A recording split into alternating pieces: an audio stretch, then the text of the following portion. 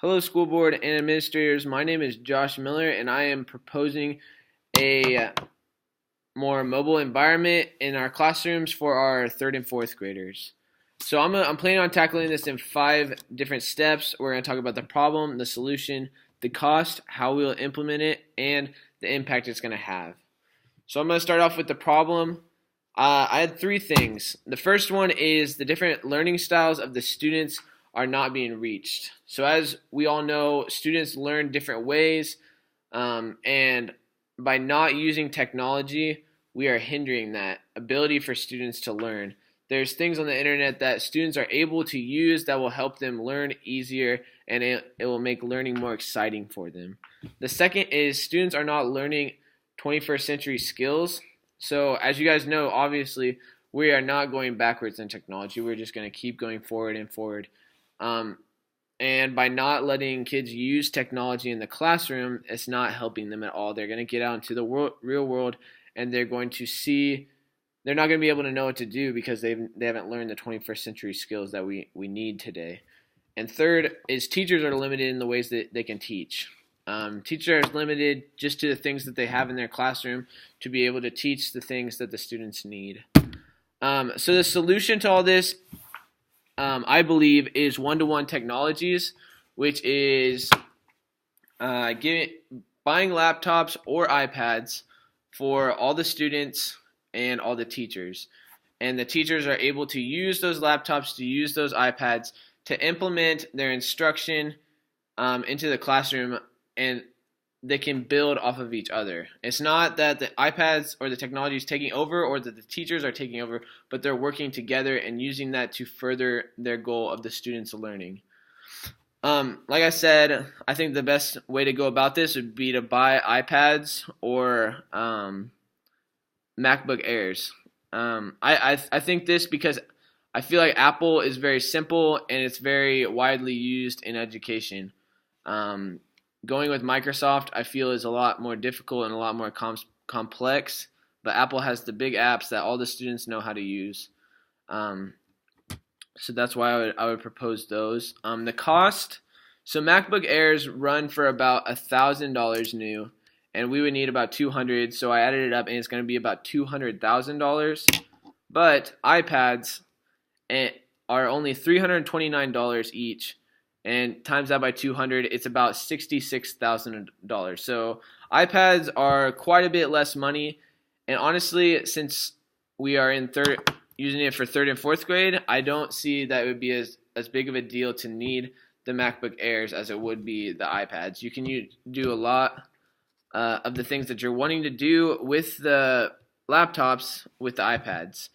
I would recommend the iPads or the MacBook Airs later on if we were wanting to use that more in like a high school range to teach those computer skills that students would need. But since we're with third and fourth grade, I don't see the point of spending almost $150,000 extra dollars just to have the MacBook Airs.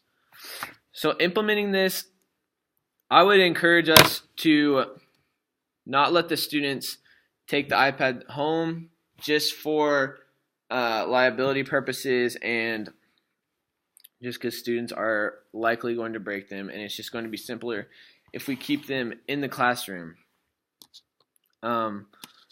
But I think there are special circumstances where you can, like if you have projects that you're wanting the students to do at home and they don't have time to do it in class, I think that would be okay for a day or two, and just to have them at the beginning of the year sign a waiver, like if you break this, you're paying for it, and just things along those lines. But other ways you can implement it in the classroom, I looked it up, there are over 180,000 apps designed for education on the iPads. So the options are limitless. And just in my personal experience, I've seen it used with math, with reading, with writing, with science. You can use it for literally every single subject. And it makes the learning fun, and the students are entertained because they love iPads, they love technology. Also, there's a thing called iTunes U, and it's an app that's designed to help you make lessons for the classroom. So teachers would be able to use that, and they would be able to use the iPads just to build lessons that they're wanting to make. The impact this is going to have, I'm just going to read two quick stats. So there's a 3rd and 4th grade class. I'm just going to read it. So additional studies observed gains in both writing and literacy skills. One of those studies analyzed what is sometimes known as the 4th grade slump, which occurs as students transitions from learning to read to reading to learn.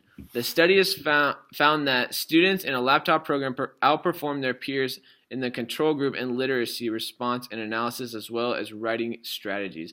It is worth noting that the significant differences between groups were much more observable after the 2nd year of initiative. And then one more. Another group of researchers investigated whether students' access to use of laptops in a one-to-one program predicted higher state achievement scores. The strength of the students' access to use of technology was a consistent and positive predictor of students' reading and mathematics scores, with students' use of their laptop at home as the strongest implementation predictor of reading and math scores. So this just goes to show like it is beneficial for iPads to be in the classroom. And just quick other impacts it'll have: it'll develop 21st century skills. It'll help increase the productivity and efficiency of the students. You can do more project-based learning with that, and it just enables the students to be more creative and to use the different things on iPads that will help them learn and it'll hopefully spark a desire to learn. Thank you for listening to my proposal. I would really encourage you to think about it and to implement this into our school system. Thank you.